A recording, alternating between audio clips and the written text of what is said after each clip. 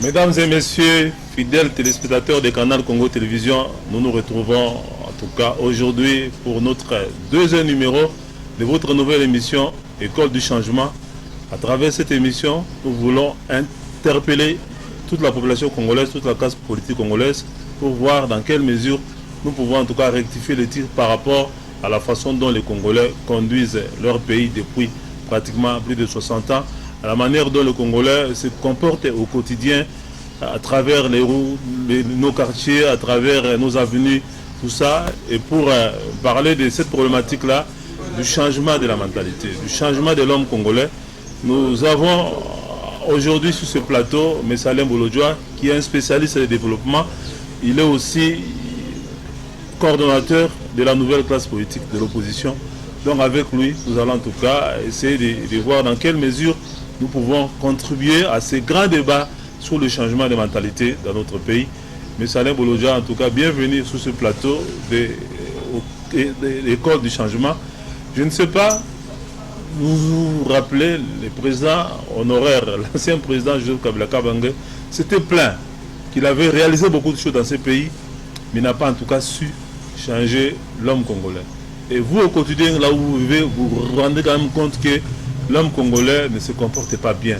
Je ne sais pas qu'est-ce qu'il faut pour que nous puissions en tout cas changer de cap par rapport à la conduite générale de l'homme politique congolais, face à la conduite générale de la population congolaise, face à ce qui est appelé travers, dérive ou antivaleurs qui caractérisent en tout cas notre fonctionnement au quotidien, qui caractérise pratiquement la gestion au quotidien de la République en République démocratique du Congo.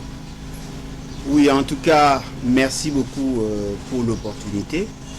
Merci surtout pour ces sujets qui semblent être négligés par, que ce soit la classe politique, mais aussi par notre société. Il s'agit là de mettre en évidence ce que nous pourrons qualifier ou identifier comme l'âme congolaise. Parce que vous savez, dans toute société, il y a de valeurs cardinales sur lesquelles s'effondre le fonctionnement, que ce soit de l'État, mais aussi des autres structures ou des autres organisations qui font partie de l'État, qui est une superstructure. Je me souviendrai toujours de ces grands théoriciens en sociologie, Guy Rocher, qui a écrit l'organisation sociale. Il a insisté sur un fait. Lorsque vous êtes en face d'un fait social, lorsque vous voulez analyser deux faits sociaux, il faut disséquer ou analyser à deux niveaux. Premièrement, vous analysez les éléments culturels et deuxièmement, vous analysez les éléments structurels pour avoir une idée plus large sur la situation. Et généralement, lorsque nous parlons de l'État, que ce soit nous qui nous intéressons à la politique, que ce soit la population qui attend de nous des résultats, on a plus tendance à se limiter à faire une analyse des éléments structurels. Et pourtant, les éléments culturels, ce sont eux qui influencent les éléments structurels. Nous parlons de la mentalité, nous parlons du changement. Si M.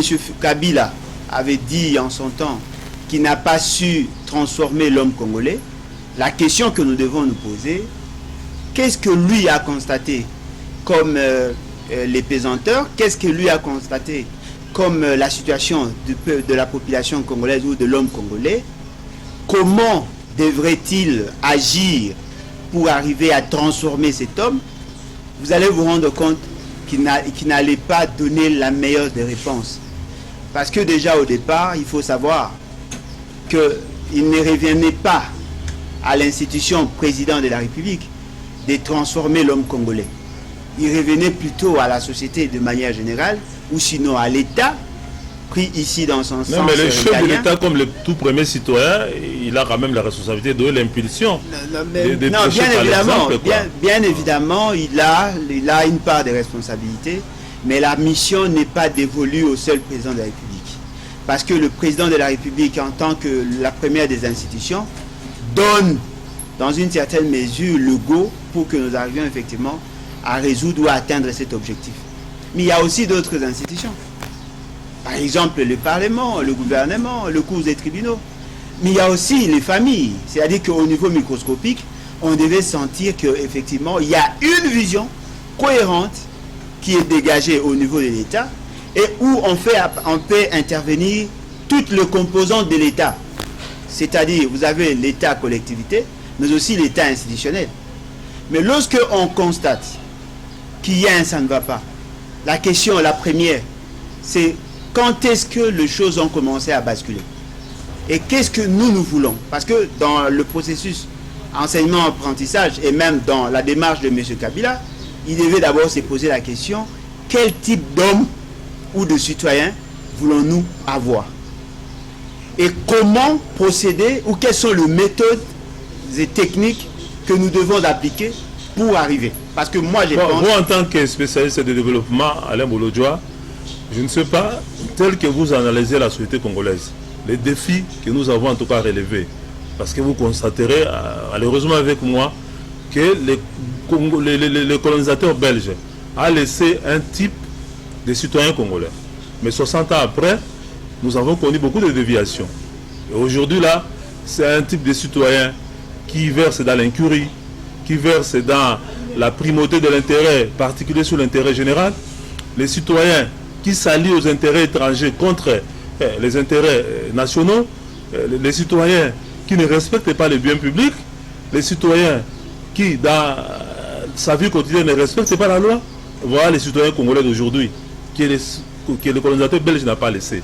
Je ne sais pas, vous en tant que spécialiste de développement, qu'est-ce qui a fait que nous puissions comme ça, on arrivait à avoir un citoyen qui, en fait, est en train d'exceller dans les antivaleurs que plutôt que dans les valeurs de démocratie, les valeurs de développement, les valeurs de respect du bien commun, les valeurs du respect de la loi. Bon, pour ne pas paraphraser totalement le professeur Bongongo qui m'a enseigné la logique formelle ou la logique, la philosophie, la philologique au fait, il disait que l'homme est né avec une animalité empirique.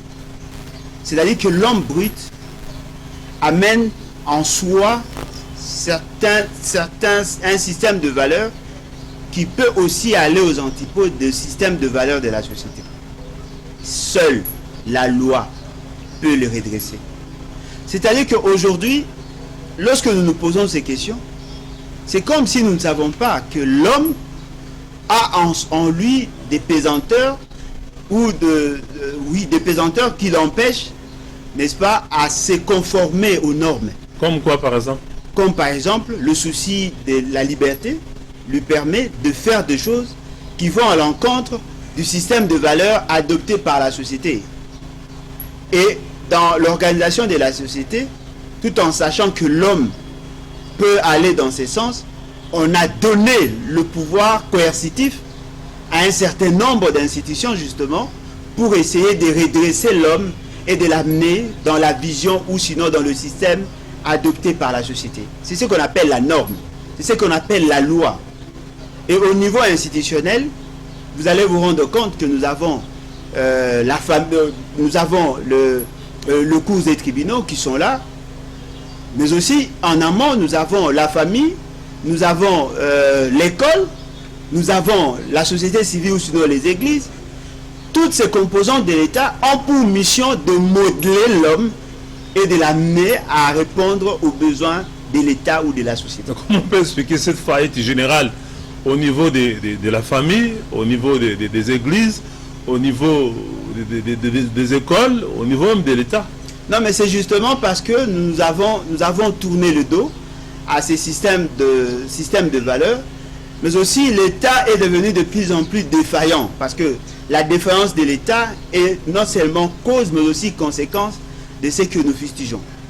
Lorsque vous prenez déjà au départ, même pendant l'époque de l'homme blanc, vous allez vous rendre compte qu'on avait créé ou construit des prisons. Parce que l'on savait que l'homme pouvait aller outre ces lois et il fallait les sanctionner proportionnellement à l'acte ou aux actes qui seraient appelés à poser. Ce qui veut dire que cette démarche-là était un moyen efficace pour essayer de résoudre tant soit peu le problème. Mais il y a aussi un autre problème. Et pourtant, problème. nos prisons sont toujours remplies de citoyens qui violent les lois de la République, mais apparemment, sur terrain, ça n'a pas un effet pédagogique sur ceux qui n'ont jamais été en prison. Bien évidemment, mais il y a des gens qui sont appelés à être en prison, mais qui restent en liberté justement parce qu'il y a un dysfonctionnement au niveau de la justice. Nous voyons dans des prisons, il y a des innocents, et nous voyons des gens en liberté qui devaient être en prison, ce qui veut dire qu'il y a un problème. Mais il y a possibilité de faire fonctionner tous les organes de l'État qui sont appelés à transformer l'homme, en commençant par la famille. Vous savez, lorsque nous arriverons à restaurer la cellule famille, ça sera déjà un bon départ. Parce que généralement, les parents, surtout dans notre pays, les parents, tout en gardant leur autorité, leur pouvoir sur les enfants, ont perdu l'autorité justement parce qu'il y a un sérieux problème de prise en charge.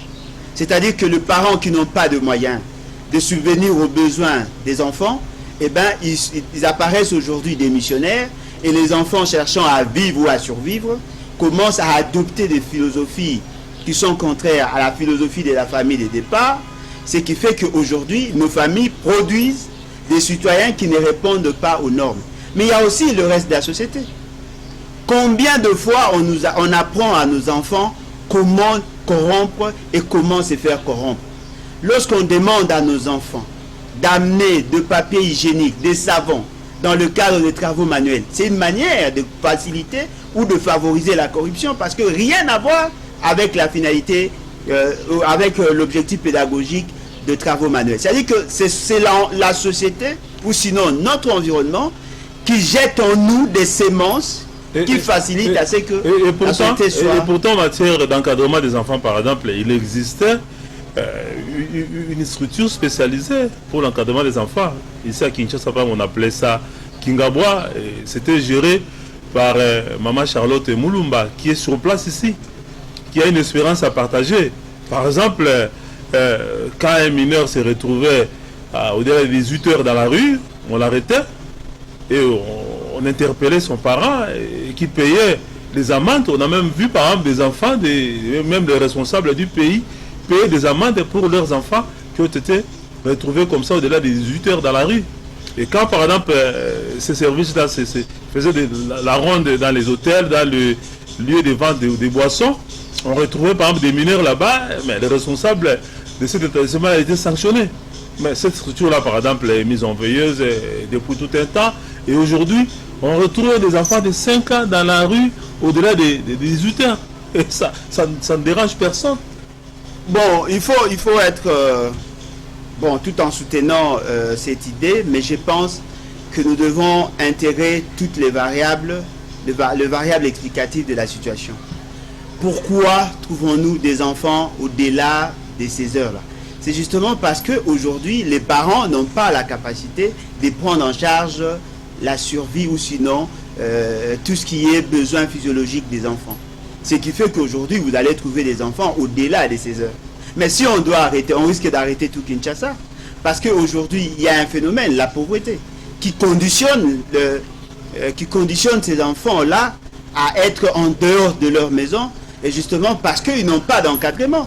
Il y a combien des enfants de la rue ici à Kinshasa? Et si on doit arrêter tous les parents, on risque d'arrêter tout le monde, justement parce que l'État a été défaillant dans une certaine mesure, et que lorsqu'on va apporter ce genre de solutions, ça sera des solutions palliatives, justement, parce qu'il y a un problème de création d'emplois, il y a un problème de revenus, il y a un problème de culture, il y a un problème d'encadrement, et tous ces éléments-là mis ensemble, ça met à nu le faiblesse de l'État. Si on veut résoudre le problème, on doit toucher la cellule famille. C'est au niveau de la famille qu'on doit faire un grand travail, et aussi au niveau de l'école, au niveau de la société civile, je prends ici les églises, au niveau même des entreprises, et même au-delà. Mais si on va prendre de manière sélective de solutions, on risque de tourner en rond parce que ce qui est vrai, bon, Alain Bolodjoa, ne sera pas changé. On va prendre, je rappelle que nous sommes avec Alain Bolodjoa, qui est un spécialiste du développement. Nous parlons avec lui en tout cas de la problématique de changement de mentalité dans notre pays. Nous tous nous sommes d'accord que depuis 60 jusqu'à maintenant, ce sont les antivaleurs pratiquement qui sont en train de prendre les décisions sur les valeurs. Et aujourd'hui, notre société est déstructurée. C'est une société en tout cas méconnaissable.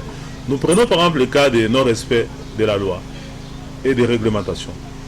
Vous circulez avec nous sur les artères de Kinshasa, Alain Bolodjoa, vous constatez le désordre, l'incivisme routier, s'il faut exprimer et utiliser ces concepts, qui caractérisent en tout cas beaucoup de conducteurs, surtout ceux qui roulent en moto. Et pourtant, il y a des agents de l'État qui sont pris en charge par les budgets de l'État, qui sont chargés de réguler la circulation routière. Mais comment vous expliquez que les gens, par exemple, se méconduisent, violent au sud de tout le monde le code de la route, et provoquant même des accidents pendant qu'il y a des gens qui sont chargés en tout cas de réguler la circulation qui sont sur place? Oui, tout cela met à nu les insuffisances de l'État ou sinon la démission quasiment de l'État. Quand nous étions à l'école primaire, et même aujourd'hui, nous utilisions des cahiers quadrillés. Et généralement, quand vous arrivez à l'école, l'enseignant nous demandait de prendre nos lattes et généralement des stylos rouges pour tracer des lignes à gauche de la page ou de la feuille. La marge. C'est qu'on appelait la marge. C'était des lignes à ne pas franchir. C'est-à-dire qu'on vous donnait la latitude ou le droit d'écrire sur la feuille, mais vous n'avez pas le droit de dépasser les lignes. Et généralement, lorsque l'enseignant constatait que vous avez dépassé la ligne, généralement on était sanctionné. C'est ça la loi. Connaissant la nature de l'homme, il n'y a que la loi qui peut redresser l'homme qui ne veut pas s'adapter à la loi. Mais lorsque la justice ne fait pas bien son travail, lorsque ceux qui sont commis justement pour redresser les choses se livrent dans l'immoralité, dans la corruption, eh bien ça conditionne ce que nous voyons. Vous savez, en analysant ou en observant ce qui s'est fait au niveau de nos routes, vous allez vous rendre compte, c'est le reflet conforme de ce qu'il y a au niveau de l'État dans son ensemble. C'est-à-dire qu'il y a des lois, mais il y a des gens qui font exception. De personnes qui sont au-dessus de la loi. De personnes qui ne respectent rien. C'est-à-dire qu'il y a des gens qui peuvent aller et prendre l'autre bande, alors que la norme vous dit d'être à droite, vous allez à gauche. Vous allez en sens inverse. On crée des limites, mais il y a des gens qui font exception. C'est la même philosophie qui gouverne la rue. C'est ce que nous Mais le fait même qu'on ait par exemple des véhicules avec volant à droite qui circulent. Ah, effectivement, mais c'est justement un code de la route qui ne permet qui pas, n'est pas adapté. Effectivement, c'est justement parce que nous ne voulons pas nous conformer à la norme. Et même la police elle-même a des véhicules, des voitures qui font la patrouille avec des volants à droite. Fort malheureusement. Et lorsque vous trouvez, il y a un roulage, un policier, la police de la circulation, qui déjà laisse faire. Et même il y a d'autres qui se font corrompre au vu au su de tout le monde, vous l'avez dit. C'est la même situation dans l'État. C'est-à-dire qu'il y a des normes, et ceux qui sont commis pour sanctionner ceux qui violent la loi, eux-mêmes font partie du dérèglement. Il y a par exemple la coordination pour le changement de la mentalité, CCM, qui est un organe rattaché à la présidence de la République, qui a démarré cette semaine en tout cas une campagne de sensibilisation des automobilistes sur le respect du code de la route. Ça peut être une réponse à ces problèmes, la pédagogie? Nullement, je ne pense pas. En tout cas, ça, ce sont des solutions palliatives et je ne pense pas qu'ils seront capables de se déployer dans toute la République. Parce que la solution doit être trouvée pour toute la République. La solution ne doit pas être... On commence par Kinshasa, par exemple. Non, mais fort malheureusement, ça va nous prendre combien de temps? Il y a une forte circulation. Il y a beaucoup de délinquants. Non, mais attendez, les délinquants peuvent être là. Je prends l'exemple de Kintambo Magasin. Vous stationnez là, vous mettez vos agents là, mais à 500 mètres de là, il peut commettre d'autres violations. C'est-à-dire que ce qui est vrai, il faut d'abord comprendre, analyser en profondeur quelles sont les raisons qui font que nous connaissions ces genres de situations. La moindre des choses, il faut d'abord se poser la question. Comment octroyons-nous ou comment donnons-nous les permis de conduire? Qui sont sur nos routes? Est-ce que ce sont des gens qui ont été formés? Les conducteurs de motos, là, les motards n'ont même pas de permis. Voilà pourquoi je dis c'est déjà cautionné le non-respect du code de la route. Le code de la route vous dit, même pour le moto, il faut avoir un permis de conduire. Il faut avoir une identification de l'engin qui roule. Il faut avoir l'autorisation de transport pour ceux qui font le transport. Vous n'avez ni casque, ni permis de conduire, vous n'avez même pas l'autorisation de faire le transport, mais on vous voit. Ce qui veut dire que le fait seulement qu'il a violé la loi ou le code en amont, il va le faire en aval. Et ce sont là des réalités. Si nous voulons redresser les choses, commençons d'abord à... Ça veut dire identifier. que les délinquants maintenant sont devenus plus puissants que l'État. Non mais bien évidemment. Bien évidemment, moi j'ai vu, lorsqu'il s'agissait par exemple de les identifier, ils ont dit non. Ils ont refusé carrément. C'est-à-dire qu'ils peuvent aujourd'hui faire face à l'État et même faire du chantage. Ce qui veut dire que le problème n'est pas seulement à leur niveau, le problème c'est au niveau de l'État. Le jour où on va donner plus d'importance à l'administration publique, le jour où tout le monde aura peur de la loi, vous allez vous rendre compte qu'il y aura des gens qui vont se redresser eux-mêmes.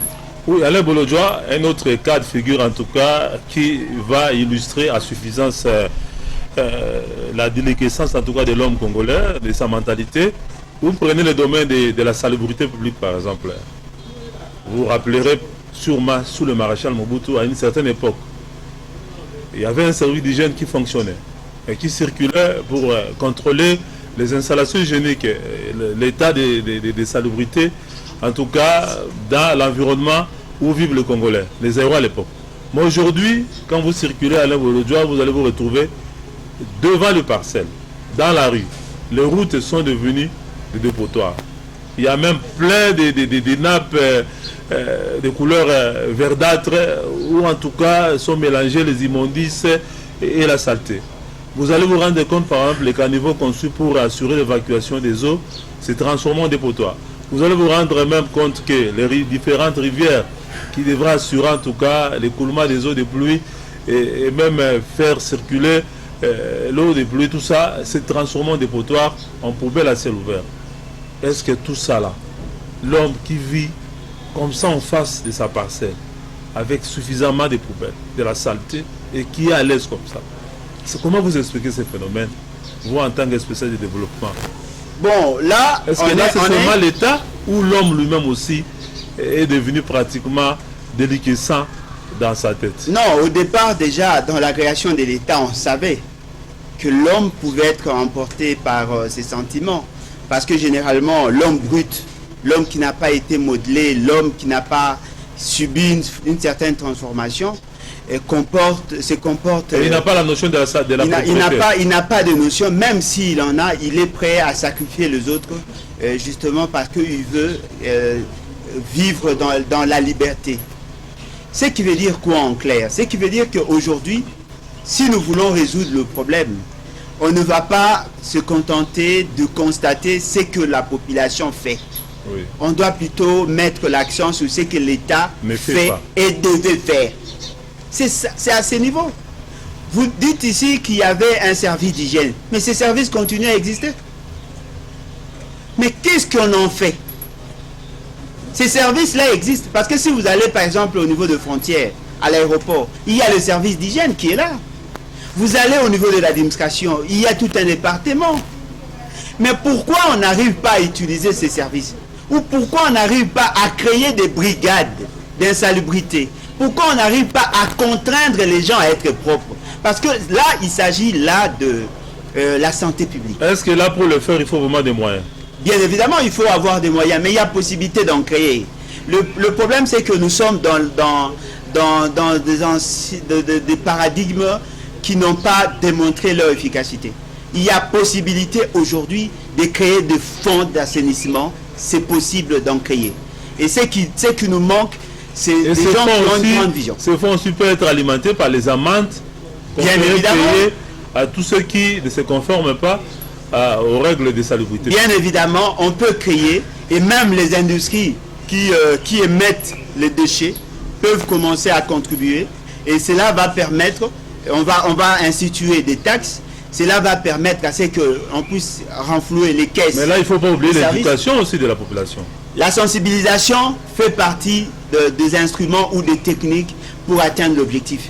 Parce que les déchets qui jonchent nos rues ne proviennent que des gens, des utilisateurs, de consommateurs des déchets ou de produits industriels. On peut commencer à sensibiliser et les industriels et les consommateurs, mais en même temps, ceux qui ne vont pas respecter la norme doivent être sanctionnés. Et les sanctions peuvent être en termes des amendes, mais aussi de faire la prison justement pour essayer de réguler ou sinon de limiter le dégât. Vous savez, un jour quand je suivais le match au niveau de, je crois que c'était aux États-Unis, il y a l'équipe japonaise qui jouait.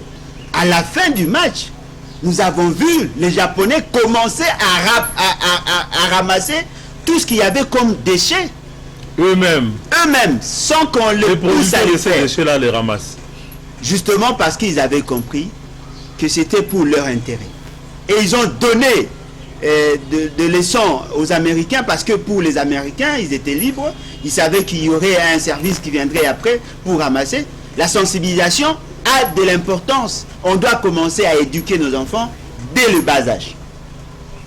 À la maison, à l'école, à l'église, partout. On doit commencer à sensibiliser la population. Mais dès lors que nous savons que l'homme est limité et caractérisé par l'animalité empirique, cela ne doit pas nous interdire de les sanctionner au cas où il arrivait à violer la loi. C'est-à-dire que c'est l'État qui doit donner l'orientation. Il suffit d'aller devant ce que nous appelons communément l'hôtel des villes.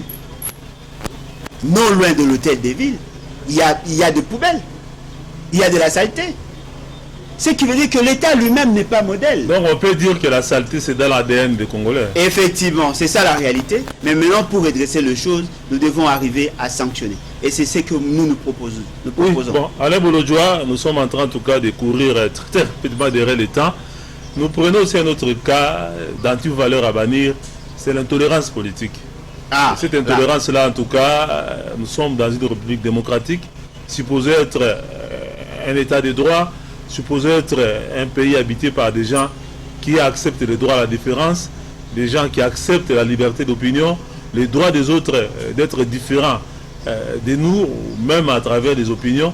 On se rend compte que cela en tout cas n'est pas le cas. Et ce n'est pas aujourd'hui, c'est depuis pratiquement l'indépendance qu'on a connu, des gens qui s'en prennent aux autres parce qu'ils ne sont pas du même bord qu'eux, parce que quelqu'un a tenu un discours différent de celui tenu par votre parti, vous vous en prenez à lui, et vous-même aussi vous avez été victime de ces cas d'intolérance avec ce que vous avez appris avec Prince Epengue, avec Chantal Moboni, le collaborateur en tout cas de Martin Fayulu. Dites-nous un peu qu'est-ce qui s'est passé et est-ce qu'à ce niveau-là il y a des actions qui ont été menées pour que quand même vous puissiez revenir sur vos droits qui ont été violés. Bon, je crois que... Sans être excessif, quoi. Oui, je crois qu'il y a un sérieux problème. Il y a une sorte de pollution au niveau de la classe politique. Et ce sont nos aînés qui en sont responsables. Ils ont dit à leur base que c'était eux qui étaient détenteurs de la vérité.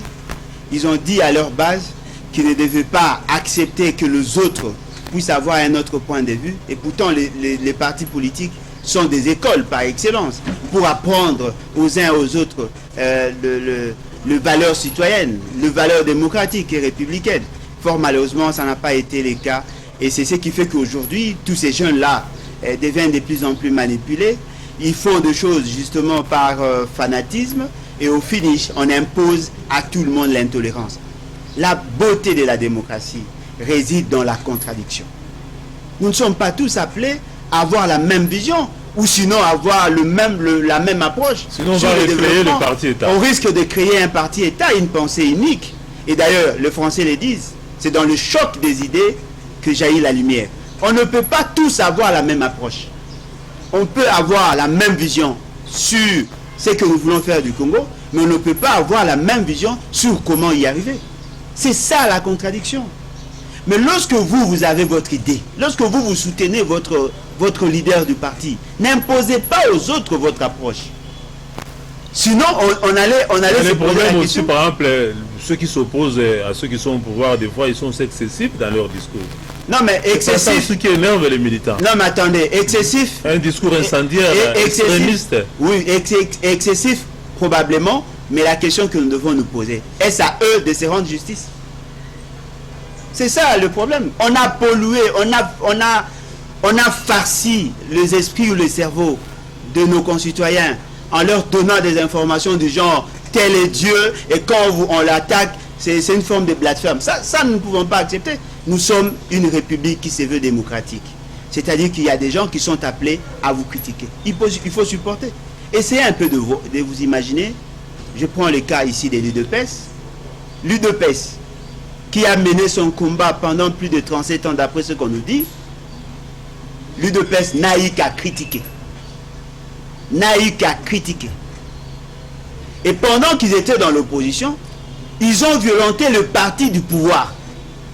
Il y a des sièges qui ont été brûlés, il y a des gens qui ont été tués, qui ont été menacés, et aujourd'hui ils sont au pouvoir, ils nous amènent dans la même philosophie. Ce n'est pas acceptable. Pour ce cas-là, par exemple, nous avons appris que le secrétaire général de l'UDPS, Augustin Kabouya, aurait été interpellé par les chefs de l'État pour qu'ils mettent fin à ce genre de situations d'intolérance. Le fameux parlementaire Debo qui font des discours de la haine, qui s'en prennent aux gens à travers les réseaux sociaux, tout ça. Je crois que c'est quand même encourager cette action-là. Bon, je ne peux pas prendre le risque de dire oui, parce que connaissant les réalités de ces partis, je ne pense pas que M. Kabouya a la maîtrise de la base. Je ne pense pas. C'est-à-dire qu'ils ont déjà été formatés de la sorte, ils vont continuer. C'est que nous demandons que l'État puisse jouer son rôle. Nous ne pouvons pas confier notre avenir entre les mains d'un parti politique. Nous demandons à ce que l'État rétablisse les équilibres et que chacun se limite là où son droit est limité. Okay, ce qui nous est arrivé, c'est justement un groupe des militants ou des adeptes de l'UDPS qui nous ont attaqués frontalement au niveau de Pigeon à Lipen. Ils nous ont menacés, ils voulaient s'attaquer à notre ami Prince Epenge. Ils ont menacé, ils ont violenté Madame Chanta, ils ont violenté le chauffeur de Prince Epenge. Mais puisque nous sommes dans un état de droit, vous avez quand même porté plainte, je crois. Oui, nous avons porté plainte. Il y a même la chaîne qui a porté plainte parce que nous étions menacés jusqu'au niveau de la porte de la chaîne, et nous espérons que la justice va faire son travail. Mais nous pensons que les partis politiques ont largement échoué parce qu'ils n'ont pas su donner à l'État. Tous les partis politiques. La quasi-majorité des partis politiques ont lamentablement échoué parce qu'ils n'ont pas donné à la République de bons citoyens, des gens qui connaissent leurs droits et le droit des autres. Merci beaucoup Alain Bolodjoa. Vous êtes spécialiste en développement et vous êtes coordonnateur de la nouvelle classe politique de l'opposition. Avec vous, nous avons essayé un peu d'apporter notre modeste contribution sur ces débats-là, le changement de la mentalité, parce que nous nous rendons compte que ce pays est en train en tout cas d'aller à la dérive et que la première étape à faire pour sauver le pays, selon des spécialistes, il faut en tout cas essayer un peu de formater la mentalité de l'homme congolais tout court. Merci en tout cas à l'équipe technique, merci à tous ceux qui nous ont suivis. Rendez-vous en tout cas est pris prochainement pour un nouveau numéro de votre magazine École du Changement. Pour ceux qui nous suivent à la radio, les contacts c'est 081 036 40 82. Bye et à la prochaine.